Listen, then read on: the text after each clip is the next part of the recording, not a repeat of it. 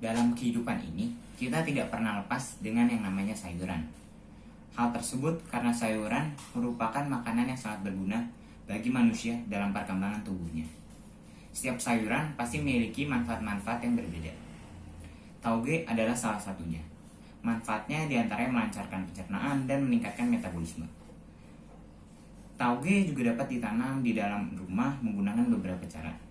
Maka pada video kali ini, saya belajar untuk menanam tauge menggunakan kacang hijau.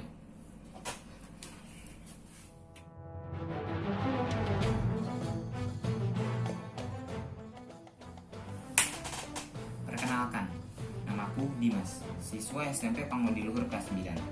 Dengan adanya pandemi ini, sekolahku menggunakan proyek untuk penilaian akhir semesternya. Aku mendapatkan tugas proyek menanam sayuran pada mata pelajaran agama, bahasa Indonesia, dan akuntansi. Setelah aku mengetahui tentang proyeknya, aku pun senang karena dapat dikerjakan bersama keluarga. Pada hari pertama, aku mulai menyiapkan bahan-bahan yang dibutuhkan dalam pembuatannya. Di antaranya kacang hijau seharga Rp6.000, kapas seharga Rp4.000,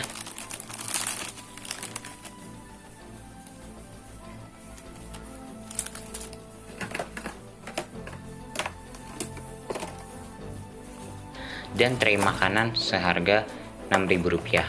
Pada tray makanan ini aku menggunakan tray makanan bekas. Tahap pertama yang harus kita lakukan adalah menaruh kapas di tray makanan.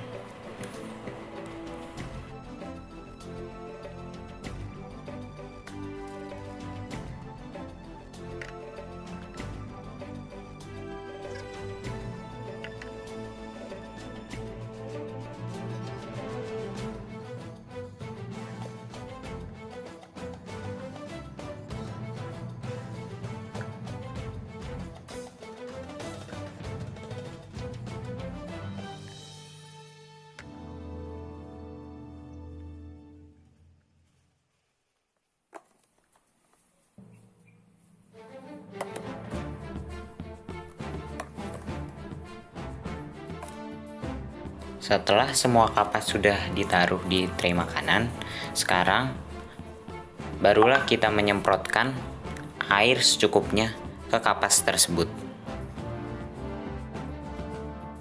Setelah menyemprotkan dengan air secukupnya, baru kita menaburkan kacang hijau tersebut ke atas kapas yang sudah disemprotkan oleh air.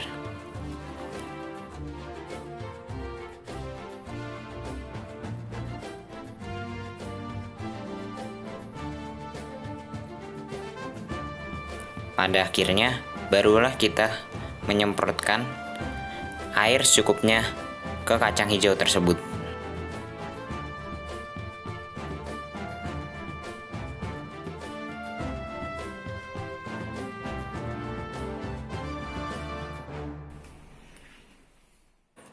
Setelah pengerjaannya, alangkah baiknya kita menyimpan kacang hijau tersebut ke tempat yang gelap, seperti di bawah kursi.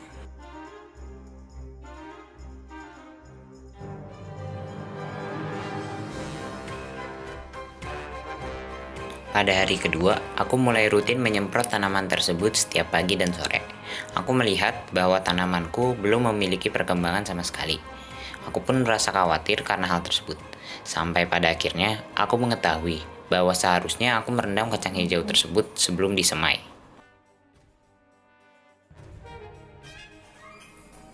Pada hari ketiga, aku melihat bahwa tumbuhan kacang hijauku baru memunculkan sedikit tunasnya. Aku yakin pertumbuhan yang agak lambat ini dikarenakan tidak merendam kacang hijau terlebih dahulu sebelum disemai. Aku pun teringat tentang sayuran bayamku yang layu. Sebelum menanam kacang hijau ini, aku menanam sayuran bayam. Tetapi karena tidak merawatnya dengan baik, tanaman bayamku menjadi layu dan gagal tumbuh. Hal tersebut tidak mematahkan semangatku. Aku mulai menanam kacang hijau ini dan menaruhnya di 3 tempat untuk berjaga-jaga. Aku juga mulai menanam bayam ulang di media yang berbeda.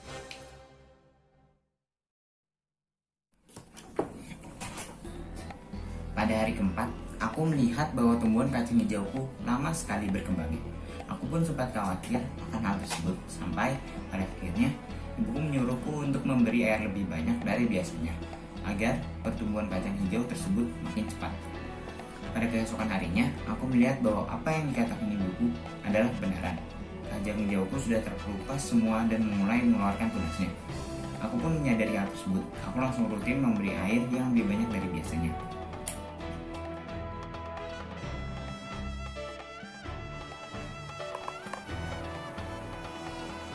Pada hari ke-6, aku melihat bahwa tumbuhan kacang hijauku tunasnya sudah lumayan tinggi. Perasaanku sebenarnya sangat senang karena melihat pertumbuhan kacang hijau yang berkembang pesat.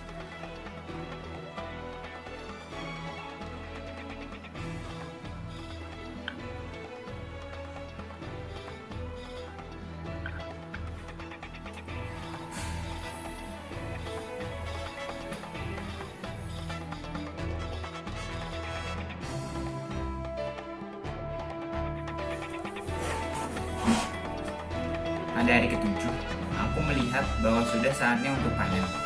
Ibuku juga berkata bahwa sudah seharusnya aku memanen tauge tersebut.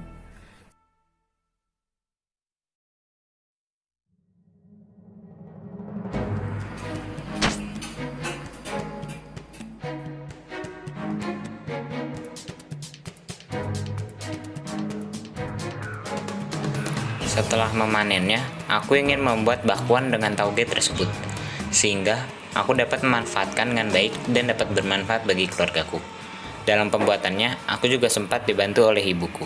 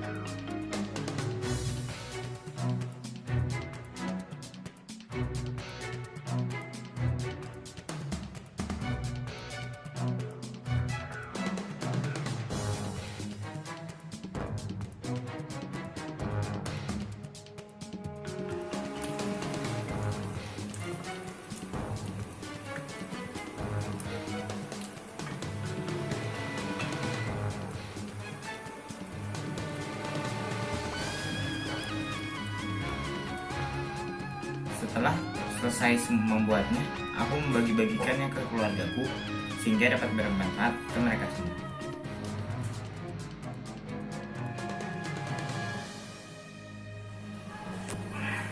Halo, selamat malam. Saya Santi, mamanya Dimas. Saya mengikuti dari awal hingga akhir proses menanam proyeknya Dimas dari sekolah.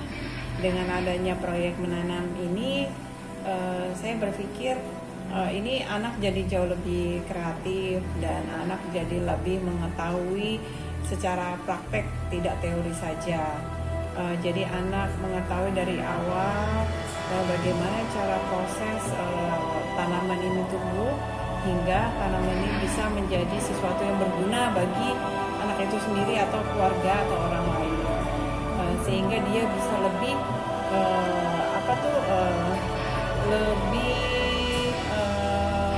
mengapresiasi apa yang dikerjakan orang lain untuk mendapatkan sesuatu rezeki untuk keluarga mereka. Misalnya ada orang lain yang bercocok tanam dan menjual togenya atau bayamnya itu untuk memenuhi kebutuhan keluarganya atau menjual gorengan makanan untuk memenuhi kebutuhan keluarga. Jadi si anak saya itu jadi lebih care dan jadi lebih atensi. Oh, ternyata prosesnya itu panjang.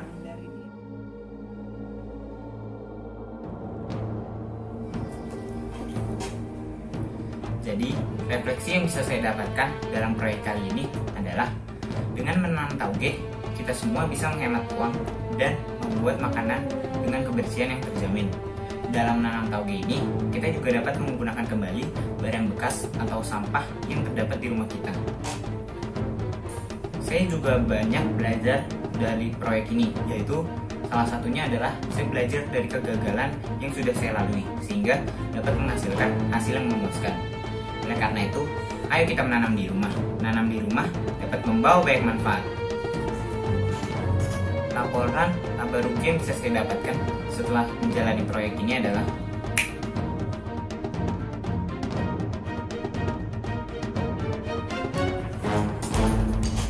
mungkin sekian dari video saya kali ini. Semoga apa yang bisa saya sampaikan dapat berguna bagi kalian semua yang menonton video ini. Saya Alexis Dimas Santara dari kelas 9 nomor 2. Terima kasih.